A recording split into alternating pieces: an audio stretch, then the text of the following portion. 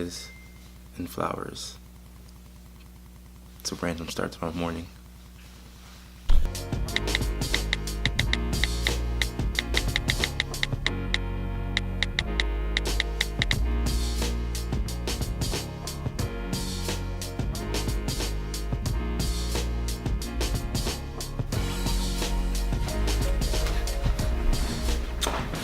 Alright, it is 11:48, September 18th, 2018.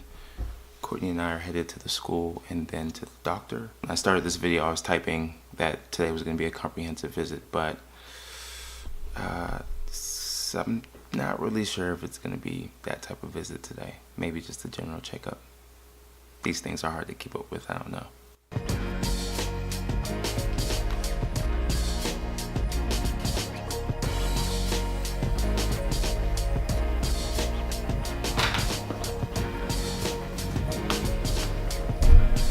By the way, depressing, kind of slightly, actually really depressing news. My hard drive crashed.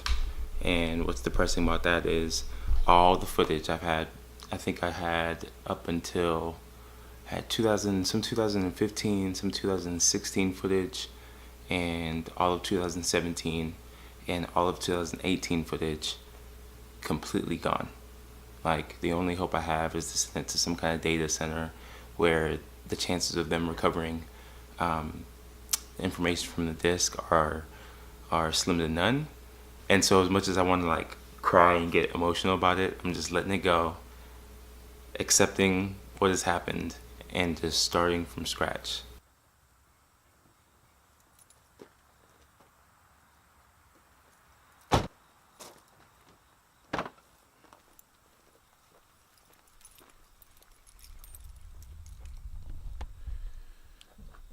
Alright, change of plan. So we smartened up, decided not to go to the school. We're gonna leave here, go straight to the doctor's, and make it on time to our visit. Alright, it's 12:38, still pushing it. Takes us about 20-30 minutes to get there. Stay home. Still late. I tried to give us credit and say that we thought everything through, but not really. Just have to go fast. Maybe I can get there in 20 minutes. If you're going.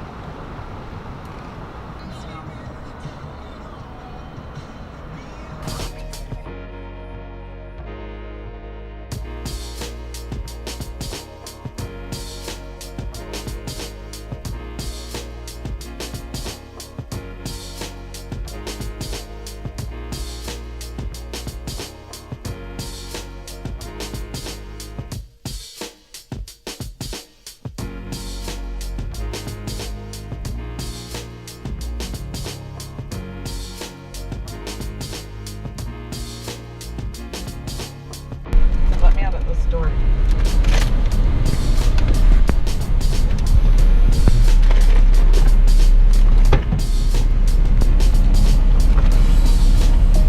I see you in there. Watch your head. Right now I'm debating if I should just wait for them to valet the car, or if it's faster for me to go park it. I think I am going to park it myself. It just takes forever. Yeah.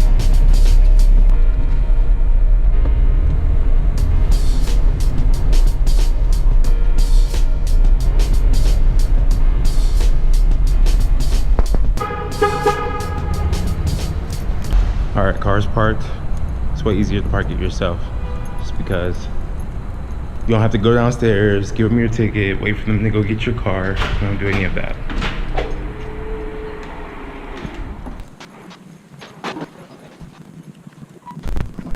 Oh, look at her.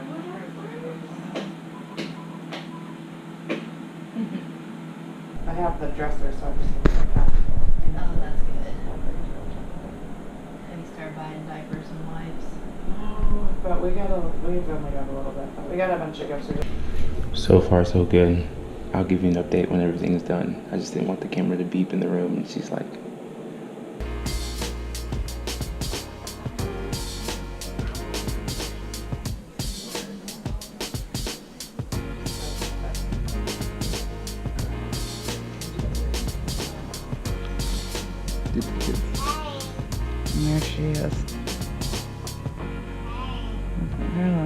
Yeah, their little cheeks are getting fat.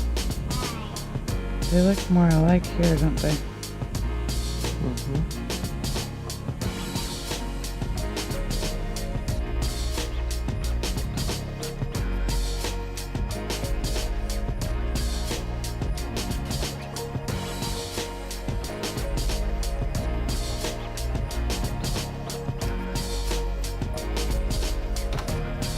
All right, we made it back home from the doctor's, getting ready to water the flowers out here. Courtney's taking a nap. But before I do, a little update on our doctor's visit.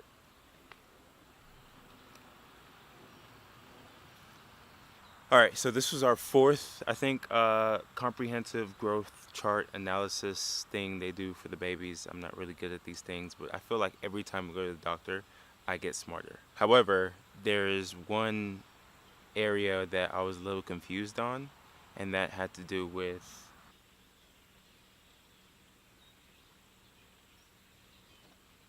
I'm going to be a father of twins here in the next 6 weeks, which is honestly freaking me out a bit. But it's exciting. It's exciting stuff. Good stuff. So we've already named the twins. We're having a boy and a girl. The boy's name will be Jude, and the girl's name will be Jocelyn. And so we went to the doctors today. They had done the measurements of how much they weigh and what percentile. Again, that word percentile is what has been confusing me until today's visit.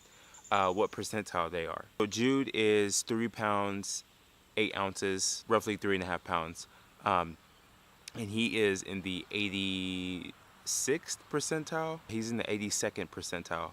And then Jocelyn, she is 2 pounds 8 ounces, almost 2.5 pounds, a pound less than Jude. Mosquitoes out here are crazy.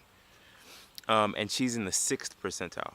And so there was concern around the discrepancy between their growth and also how low percentile Jocelyn was coming in at. And throughout all these visits, I've been extremely confused on what that actually meant. Does it have to do with their health? Does it have to do with complications with the pregnancy? Like, what does this thing surrounding percentile actually mean? And so I did some research, and what I found out was that one of the main reasons they use the percentile, growth percentile for babies is to help the parents and the doctors be able to measure their growth throughout the process, which is obvious when you think about it, right?